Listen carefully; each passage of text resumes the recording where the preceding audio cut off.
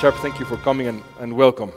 Thank you, thank you. So let's begin with the story, with your story, which is quite remarkable. Can you walk us through it?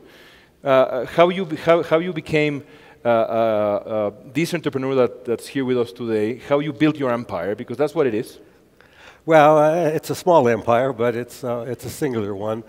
I think I start with, I've always believed that much of one's life is circumscribed by what my wife termed as chance events.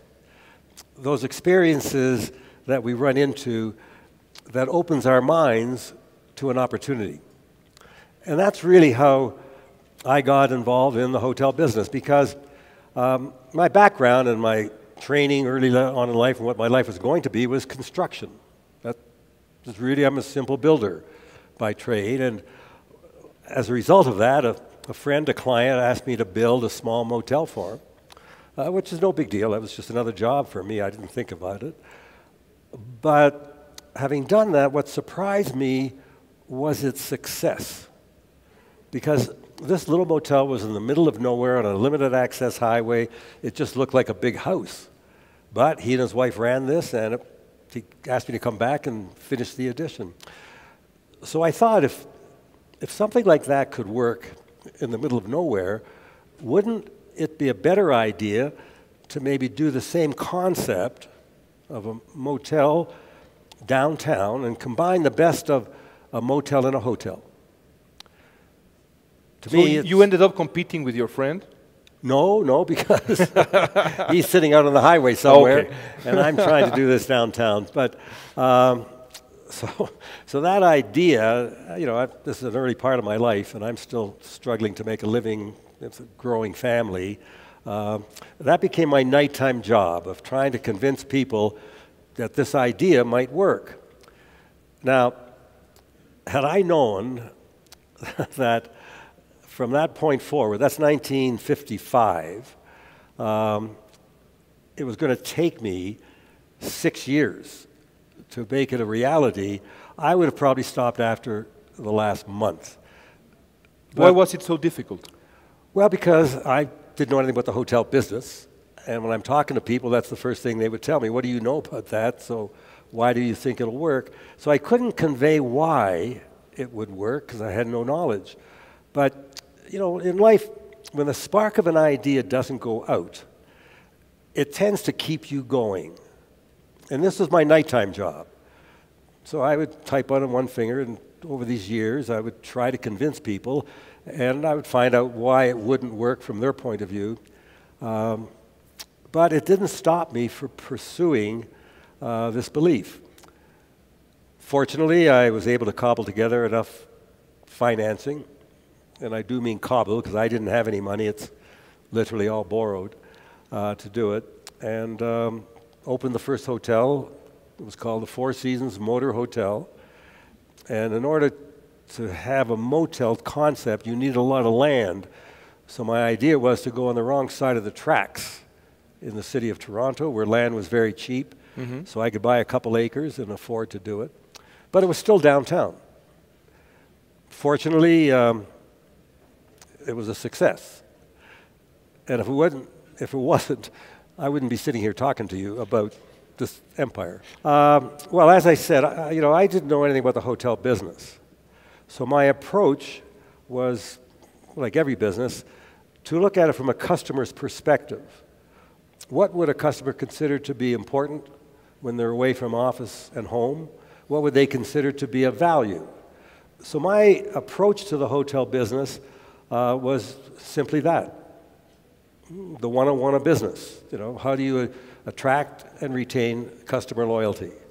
And that strategy is exactly what we deploy and employ to this day.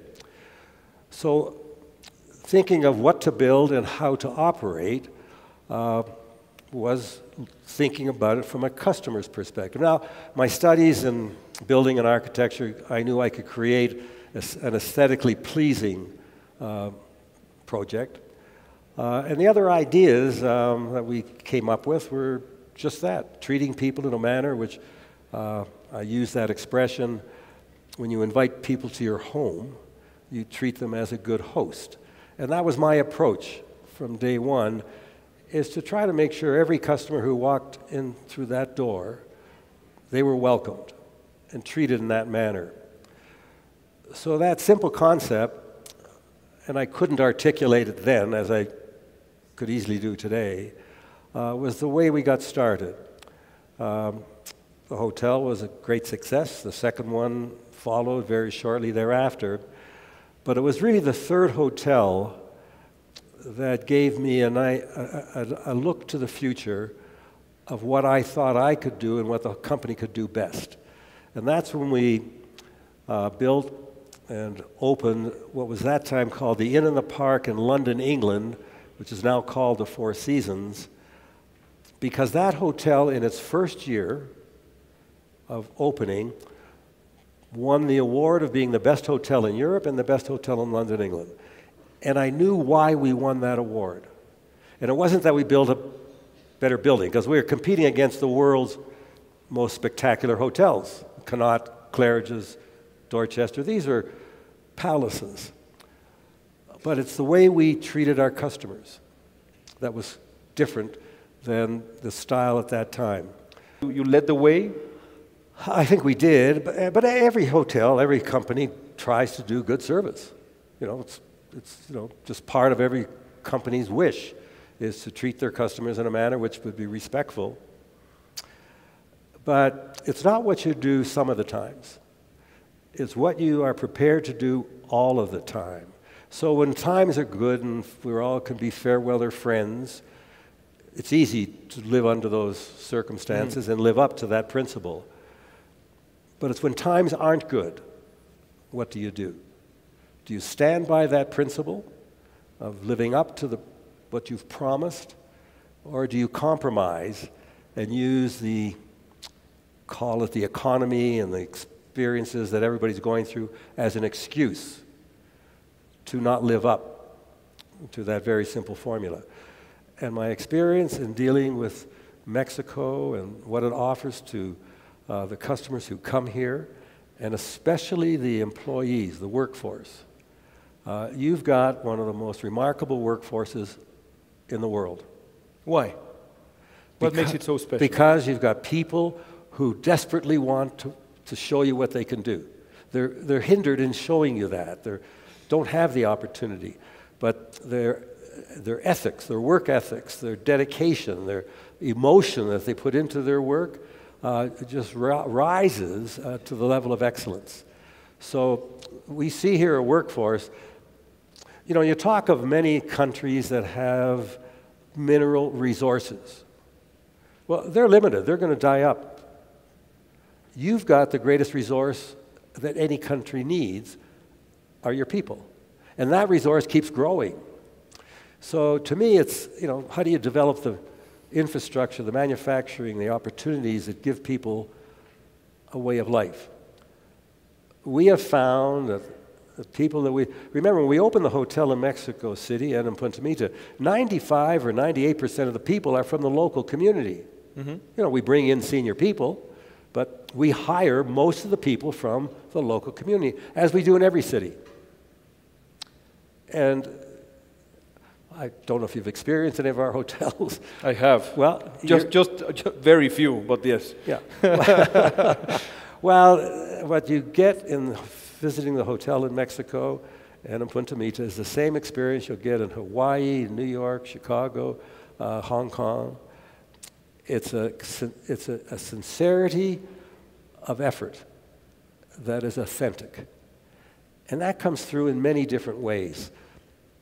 Through working with their peers, supporting each other, and making sure the customer's expectation is either lived up to or exceeded.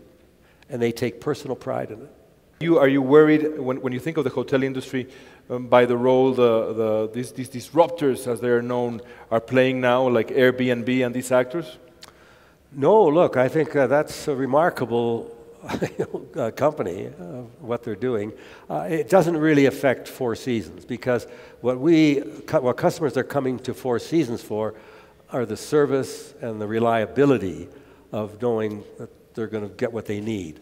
I think Airbnb is really satisfying a mid-range market, and it's growing dramatically. And from what I heard today, they're saying it's going to be bigger than all hotels put together. I don't think it's going to have any impact at all on the business traveler at the mid to upper range. But look, business is competition. And these are brilliant people who came up with, if somebody would have asked me 5 years ago, what do you think about this idea of renting out your rooms to people? I said, are you kidding? Who would ever want to allow somebody to come into their house? But here we are. Here we are. So, no, it's going to make a dramatic impact on the mid-range hotels. I don't know whether governments will put in policies that might make it a little more restrictive by controlling residential areas that cannot act in a commercial way. And I think that might be fair, because, you know, I think regulation. I think there has to be regulation in terms of every industry, in terms of creating a level playing field, not to prevent competition, but to make sure there's aren't unfair advantages.